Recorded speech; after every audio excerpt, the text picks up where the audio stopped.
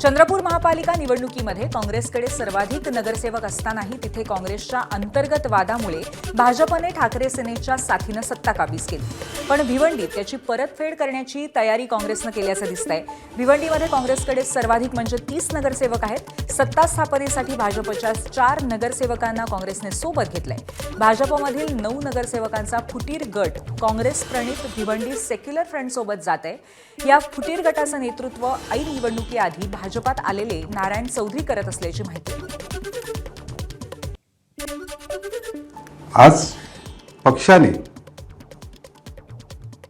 नेहा मेहुल पाटीलच्या नावाने उमेदवारी जाहीर केली। मी आज एक डिसिजन घेणार आहे की मी भिवंडी सेक्युलर पार्टीच्या बरोबर चर्चा करणार आहे। भिवंडीतले फुटीर गटाचे नेते नारायण चौधरींनी या संपूर्ण प्रकरणावरती सविस्तर प्रतिक्रिया देणं टाळलंय। सर्व चित्र 20 तारखेला म्हणजेच उद्या स्पष्ट होईल असं नारायण चौधरींनी म्हटलंय। नारायणजी, कसं नेमकं समीकरण असणार आहे? आपल्याला दिसेल बंधू, समीकरण काय असेल ते आपल्याला 20 तारखेला दिसेल। किती नगरसेवक तुमच्यासोबत आहेत? साहेब आम्ही 20 तारखेला आपल्याला दिसेल ना। 9 आहेत की 12 आहेत? साहेब आपल्याला 20 तारखेला समजेल। पक्षांतर बंदीचा कायदा लागू केल्यानंतर भाजप तुमचं नगरसेवक घालू शकते, वाटत नाही का? पक्षाचा जे असेल निर्णय ते आम्ही एक्सेप्ट करू। दरम्यान नारायण चौधरी हे आधी काँग्रेसचेच नगरसेवक होते। त्यांच्या भाजपपासून फारकत घेण्याच्या निर्णयाचं मी स्वागत करतो, अशी प्रतिक्रिया काँग्रेस प्रदेशाध्यक्ष हर्षवर्धन सपकाळांनी दिली आहे। प्रस्ताव वेगवेगळे जे आले त्या वेगवेगळ्या प्रस्तावामध्ये काँग्रेसने आम्ही कुठल्याही प्रकारची तडजोड न करता की आम्ही कुठल्याही पद्धतीने भारतीय जनता पक्षासोबत जाणार नाही, आम्ही कुठल्याही पद्धतीनं शिंदे शिवसेनेसोबत जाणार नाही। भिवंडीमध्ये काँग्रेसच्या नेतृत्वात काँग्रेस प्रणित हे सेक्युलर फ्रंट जे आहे, या सेक्युलर फ्रंटमध्ये आम्ही चर्चेकरता तयार होतो। भारतीय जनता पक्षातून कोणी त्याग करून भारतीय जनता पक्षाच्या विचाराचा पक्ष सोडून पक्षाला सोडचिठ्ठी देऊन जर येत असेल तर आम्ही त्यांच्याशी चर्चेकरता तयार आहोत। तर भारतीय जनता पक्ष सोडत नाही किंवा येत नाही या अनुषंगाने आम्ही चर्चा करणार नाही। या भूमिकेला कुठेतरी 7 प्रतिसाद हा आम्हाला मिळाला आहे आणि नारायण चौधरी जे आहेत हे पहिले काँग्रेसचेच नगरसेवक होते। या पहिल्याच निवडणुकीत ते भारतीय जनता पक्षाच्या वतीनं ते उभे होते आणि त्यांनी त्यांचा स्वतंत्र एक गट त्या ठिकाणून त्यांनी वेगळा केला आहे आणि त्यांनी काल आम्ही भारतीय जनता पक्षापासून फारकत घेत आहोत असं सांगत असताना सेक्युलर फ्रंटमध्ये त्यांचा समावेश करण्याच्या अनुषंगाने त्यांनी घेतलेली जी भूमिका आहे त्या भूमिकेचं मी स्वागत करतो। भिवंडीतल्या परिस्थितीवरती भाष्य करणं भाजप प्रदेशाध्यक्ष रवींद्र चव्हाणांनी सुद्धा टाळलं। भिवंडीमध्ये जे घडलं ते उद्या घडेल, त्यावर आज बोलून काय फायदा, अशी प्रतिक्रिया चव्हाणांनी दिली आहे। जो फुटून जातो तो भाजपवाला नाही, अशी प्रतिक्रिया मंत्री आशिष शेलारांनी भिवंडीतल्या राजकीय परिस्थितीवरती दिली आहे। मला संपूर्ण या प्रकरणाची माहिती नाही, पण मी एवढं सांगेन, जो फुटून जातो तो भाजपवाला नाही। जो भाजपच्या विचारांशी प्रामाणिक आहे तोच स्वयंसेवक, तोच कार्यकर्ता। आणि म्हणून नेमका भिवंडीच्या प्रकरणातली मी माहिती घेईन, पण जो सर्वसाधारणतः आमच्या विचाराशी फारकत घेतो तो भाजपचा नाही, तो भाजप फुटीर म्हणता येणार नाही, तो आम्हाला सोडून बेदखल झालेला आहे असं मी म्हणेन। प्रदेशाध्यक्ष यावर निर्णय घेत। भिवंडीमध्ये शिवसेना सहकार्य करत नसल्याचा आरोप नारायण चौधरींनी केलाय। मात्र या आरोपांचं खंडन शिवसेना गटनेते मनोज काटेकर यांनी केलंय। भाजपमध्ये 2 गट पडल्यामुळे भाजपचा उमेदवार पळून गेला, त्याचं खापर आमच्यावरती का फोडता, असा सवाल काटेकर यांनी केलाय। आम्ही कॅम्प आता 2-3 दिवसापूर्वी लावला आणि आमचे नगरसेवक या ठिकाणी ठेवून दिले आणि त्यामध्ये आम्ही त्यांचे गटनेते संतोष शेट्टी यांची चर्चा करत होतो। त्यांचे एकत्र नगरसेवक न आल्यामुळे त्यांनी का आमच्यावर जर आरोप करत असतील तर ते आरोप पूर्ण निराधारण चुकीचे आहेत, त्याचं मी खंडन करतो। ज्या प्रकारे त्यांनी जो निर्णय आता जाहीर केलेला आहे ते आम्ही सेक्युलर फ्रंटच्या बरोबर चाललेलो आहे, ते भिवंडीचं दुर्दैव आहे। आणि शिवसेना पक्ष जो आहे ज्यांना शब्द दिला त्यांना शब्द पूर्ण करणार आतापर्यंत भिवंडी शहराचा इतिहास आहे आणि अशा प्रकारचं जर महापौर पदाचे उमेदवारच पळून जात असेल पक्षातून तर दुर्दैव आहे। मुंबई महापालिकेच्या 4 वैधानिक समित्यांची निवडणूक बिनविरोध होणार आहे. विरोधी पक्षाने अर्ज न भरल्यामुळे निवड प्रक्रिया बिनविरोध पार पडणार आहे. यामध्ये स्थायी समिती, सुधार समिती, शिक्षण समिती, बेस्ट समिती अशा 4 समित्यांचा समावेश आहे. ठाकरेंच्या शिवसेनेने 4ही वैधानिक समित्यांसाठी एकही उमेदवारी अर्ज भरलेला नाही. त्यामुळे ही निवडणूक बिनविरोध होणार आहे. काँग्रेसने जाहीर केलं की जर राज्यसभेला शरद पवारांना पाठिंबा दिला तर विधान परिषदेला उद्धव ठाकरेंना पाठिंबा देता येणार नाही. त्यामुळे या तथाकथित 2 मित्रांमध्ये आता कुर्बानी कोण देणार? राज्यसभेसाठी शरद पवार की विधान परिषदेसाठी उद्धव ठाकरे? हे पाहणं औत्सुक्याचं ठरेल. ठाकरेंच्या शिवसेनेने राज्यसभा आणि विधान परिषदेच्या दोन्ही जागांवरती दावा केलाय. महाविकास आघाडीतील राज्यसभा आणि विधान परिषदेच्या जागा वाटपावरती चर्चा सुरू असल्याची माहिती ठाकरेंच्या शिवसेनेचे खासदार संजय राऊतांनी दिली आहे. एका जागेसाठी तिन्ही पक्ष एकत्र बसून निर्णय घेतील. शरद पवार भाजपसोबत जाणार नाहीत. शरद पवारांनी राज्यसभेमध्ये जाण्याची इच्छा व्यक्त केली असून यावर महाविकास आघाडीत चर्चा होईल असंही राऊत म्हणाले. तर राज्यसभेवरती जाण्याचा निर्णय संख्याबळावरती घेतला जाईल. मित्रपक्षांची चर्चा करून निर्णय घेतली जाईल अशी प्रतिक्रिया आदित्य ठाकरेंनी दिली आहे. अजूनही आपल्याला माहिती आहे, आत्ता तरी आपण पाहताय सगळे जे काही आहे, जे आकड्यांप्रमाणे असेल तर शिवसेनेची सीट आहे आणि निश्चितप्रमाणे त्या दिशेने महाविकास आघाडीमध्ये चर्चा होईल.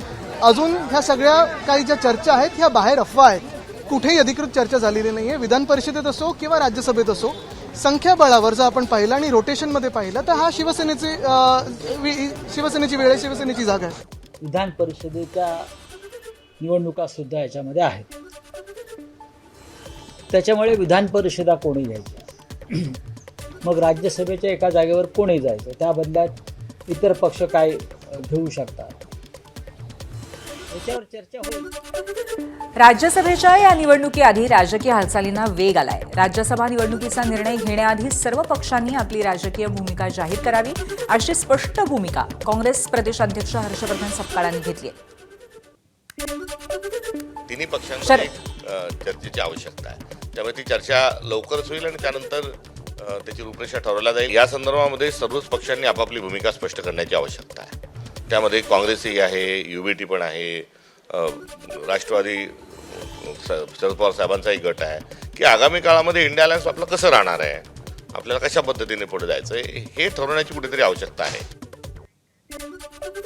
शरद पवार, काँग्रेस आणि उद्धव ठाकरे सगळे एकत्रित आहेत. तिघे एकत्रित झाले तर पवारांना सोपं होईल अशी प्रतिक्रिया मंत्री छगन भुजबळ यांनी व्यक्त केली आहे. आता प्रत्येक पक्ष जो आहे त्याची असलेली शक्ती, ताकद, त्यानुसार शक्यतो बिनविरोध होण्यासाठी जे सगळे प्रयत्न करतील. नाही झालं तर मग निवडणूक होतील. पवार साहेब हे काँग्रेस आणि उद्धवजी ठाकरे आणि पवार सगळे एकत्रित आहेत. तर कदाचित जर तिघांची जर बेरीज जर झाली आणि त्यांनी जर पाठिंबा दिला तर सोपं होईल पवार साहेबांना. पुढची बातमी बघूयात. मनसेच्या राज्य पातळीवरच्या सर्व पदाधिकाऱ्यांची उद्या बैठक होणार आहे. मुंबईच्या वांद्र्यातल्या रंगशारदा सभागृहामध्ये उद्या सकाळी 10 वाजता मनसे अध्यक्ष राज ठाकरे यांच्या प्रमुख उपस्थितीमध्ये ही बैठक पार पडणार आहे. या बैठकीला मनसेचे महाराष्ट्रातले सर्व नेते, सरचिटणीस, सचिव, उपाध्यक्ष, जिल्हाध्यक्ष, उपजिल्हाध्यक्ष, तालुका अध्यक्ष, उपतालुका अध्यक्ष, शहर अध्यक्ष, उपशहर अध्यक्ष यांची महत्त्वाची उपस्थिती असेल. काल राज ठाकरेंनी नंदनवन बंगल्यावरती जात एकनाथ शिंदेंची भेट घेतली होती. त्यावर आता खासदार नरेश म्हस्केंनी सूचक प्रतिक्रिया दिली आहे. बाळासाहेबांच्या मुशीत घडलेले एकत्र आले तर आनंदच आहे, तर या भेटीमुळे अनेकांच्या भुवया उंचावल्या आणि पोटशूळही उठला अशी पोस्ट म्हस्केंनी केली आहे. कोण कोणाला भेटलं त्याचं बंधन नाही अशी प्रतिक्रिया ठाकरेंच्या शिवसेनेचे खासदार संजय राऊत यांनी दिली आहे. कोणाला भेटलं ते काय आम्ही काय हेरगिरी करत नाही. तुमच्या माध्यमातूनच आम्हाला कळतं. इथे कोणी कोणाला भेटण्यावरती बंधनं नाही. पण एकनाथ शिंदे या प्रवृत्तीविरुद्ध आमचं टोकाचं भांडण, शिवसेनेच्या पाठीत खंजीर खुपसलं. म्हणजे बाळासाहेब ठाकरेंच्या विचारांशी बेईमानी केली. आणि ती बेईमानी का केली तर अमित शहा, नरेंद्र मोदी यांचा स्वार्थ त्यामागे होता आणि आहे. जे नंदनवन तुम्ही सांगताय ते शिवसेनेच्या चोरीतून आणि धनुष्यबाणातून चोरीतून निर्माण झालेलं नंदनवन, एवढंच मी सांगतो. सांगली जिल्हा परिषद सत्ता स्थापनेमध्ये जयंत पाटलांच्या शब्दापुढे एकही सदस्य जाणार नाही याची मी ग्वाही देतो, असं आमदार रोहित पाटील म्हणाले. सांगली जिल्हा परिषदेमध्ये आपल्या पक्षाच्या नेतृत्वाखाली सत्ता स्थापन होईल हे सांगण्यासाठी कोणत्या ज्योतिषाची गरज नाहीये. जयंत पाटील जिल्हा परिषदेतील सत्ता स्थापने करेक्ट कार्यक्रम करतील असा विश्वास रोहित पाटील यांनी व्यक्त केलाय. झेडपी आणि पंचायत समितीमधल्या शरद पवारांच्या राष्ट्रवादीच्या विजयी सदस्यांचा सत्कार सोहळा काल पार पडला. यावेळी जयंत पाटील आणि रोहित पाटील उपस्थित होते. मला मुख्य प्रबोधन करताना तुम्ही सांगाल की काही सही करण्याचा शब्द मी जसा दिला होता तसा जिल्हा परिषद पुढे येत असताना सुद्धा म्हणजे मी पक्षाची भूमिका मांडतोय, माझ्या मतदारसंघाची भूमिका मांडतोय. तुमच्या शब्दाच्या पुढे माझा एकही जिल्हा परिषद सदस्य जाणार नाही हे सुद्धा मी आज ठिकाणी तुम्हाला सांगतो. तुमच्या नेतृत्वामध्ये मला विश्वास आहे की सांगली जिल्हा परिषदेवरती आपण सत्ता स्थापन करू हे सांगायला आता कुठल्या ज्योतिषाची आवश्यकता नाही. आणि गणित घालण्यात आणि करेक्ट कार्यक्रम करण्यात तुम्ही हुशार आहे, त्यामुळे तुम्ही करेक्ट कार्यक्रम कराल अशी आशा आम्हाला सर्वांना आहे. सांगली जिल्हा परिषदेमध्ये राष्ट्रवादी शरद पवार एक नंबरचा पक्ष आहे. त्यामुळे अन्य पक्षाचा अध्यक्ष करण्याऐवजी भाजपसोबत जात शरद पवारांच्या राष्ट्रवादीने सत्ता स्थापन करावी अशी मागणी आर पाटलांचे बंधू सुरेश पाटील यांनी केली आहे.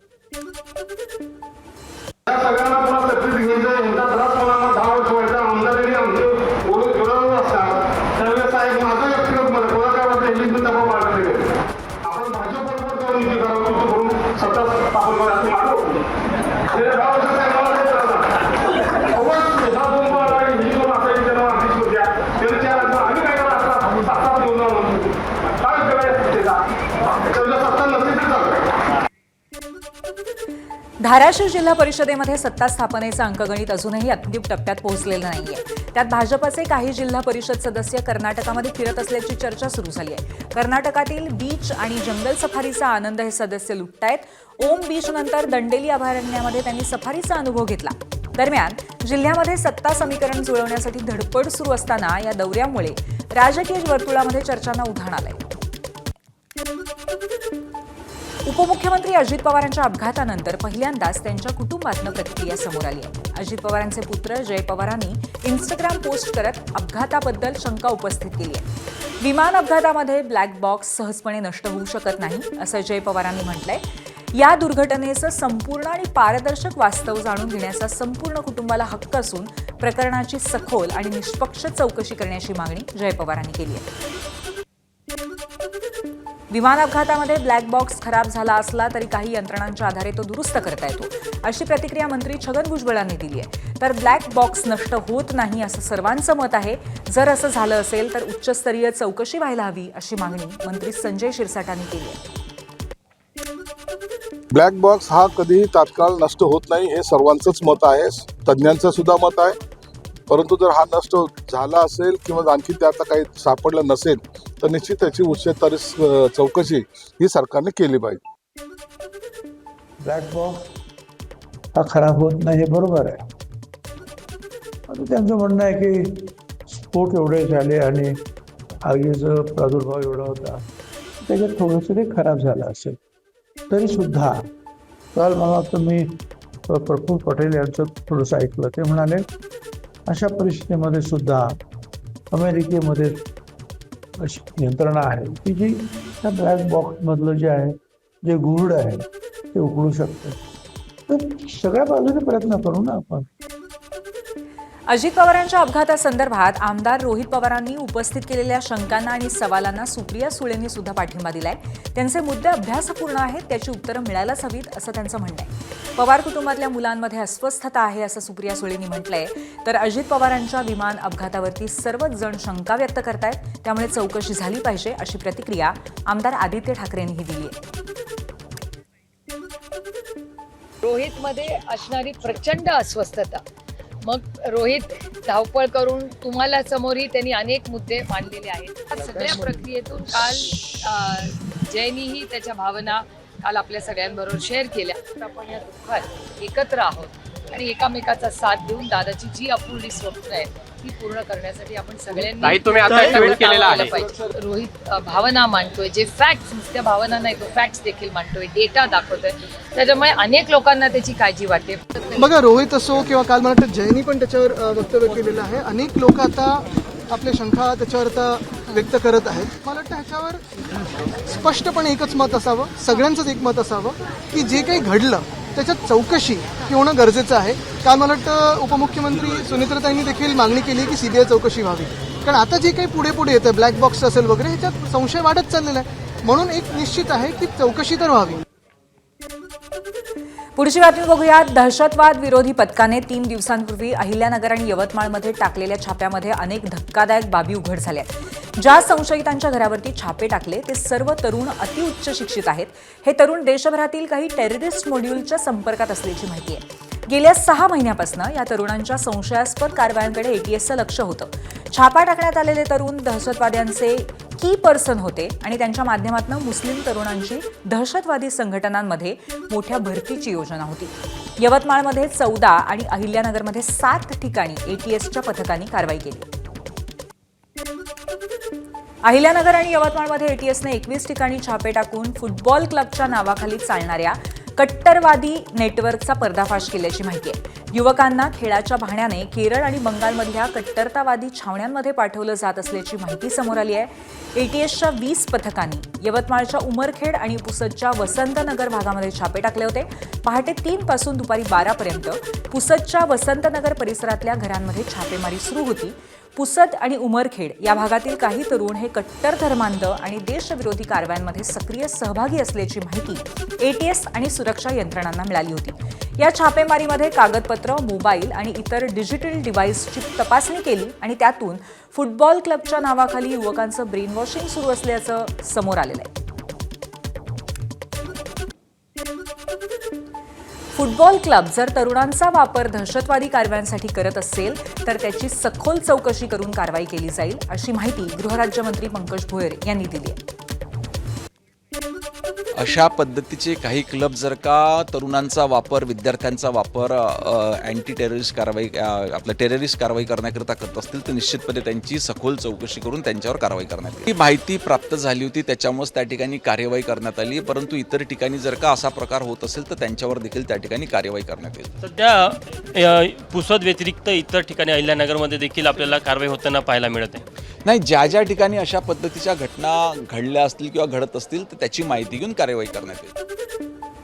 पुढच्या बातमीकडे वळूयात. मुंबई पुणे द्रुतगती मार्गावरील मिसिंग लिंक प्रकल्प पूर्ण झाल्यानंतर प्रायोगिक स्तरावरती किमान 6 महिने फक्त प्रवासी वाहनं या मार्गावरती सोडण्यात यावी, अवजड वाहनं सोडण्यात येऊ नयेत. ठाकरेंच्या शिवसेनेचे आमदार मिलिंद नार्वेकर यांनी याबाबत मुख्यमंत्री देवेंद्र फडणवीस यांना पत्र लिहिलंय. या प्रकल्पामध्ये सर्व तांत्रिक चाचण्या आणि सर्व कामं पूर्ण झाल्याशिवाय वाहतूक सुरू करण्याची घाई करू नये, असं मत आमदार मिलिंद नार्वेकरांनी व्यक्त केलंय. दरम्यान मुंबई पुणे द्रुतगती मार्गावरती मिसिंग लिंक प्रकल्प पूर्ण झाल्यानंतर मुंबई पुणे प्रवासाचा वेळ अर्ध्या तासाने कमी होणार आहे. शिवाय अपघातातही घट होणार आहे.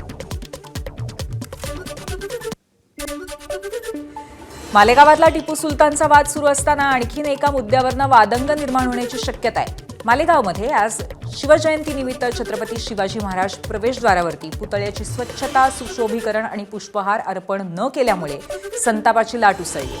मालेगाव मनपा प्रशासनाच्या भूमिकेच्या विरोधामध्ये निषेधाची ठिणगी पडण्याची शक्यता आहे. शिवरायांच्या पुतळ्याची स्वच्छता, रंगरंगोटी, सजावट न केल्यामुळे शिवप्रेमींच्या भावना दुखावल्या असून शहराच्या प्रवेशद्वारावरती रास्ता रोको करण्यात आलं. यावेळी आंदोलकांकडून जोरदार घोषणाबाजी करण्यात आली.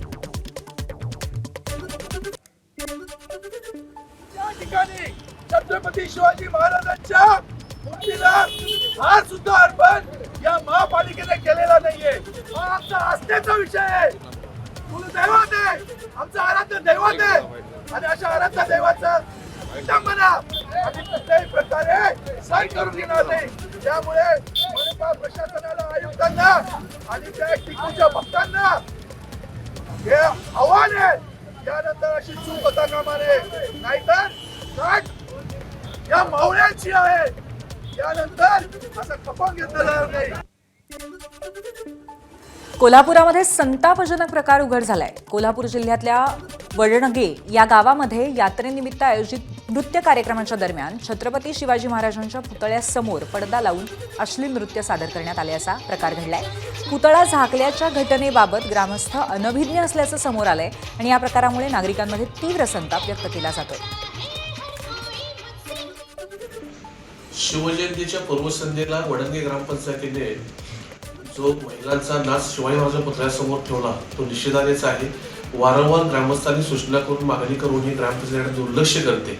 मी सरपंच असताना कार्यक्रम गावाच्या पटांगावरती आयोजित करत होतो तर त्या ठिकाणी पुतळ्याचा अवमान नको म्हणून, पण सत्याची सत्ताधाऱ्यांना काय त्याचं काहीही भान राहिलेलं नाही आणि सातत्याने अशा चुका ते वारंवार करतायत आणि त्याला जाब विचारून लोकांना ते दबाव टाकतायत. एबीपी माझा, उघडा डोळे बघा नीट.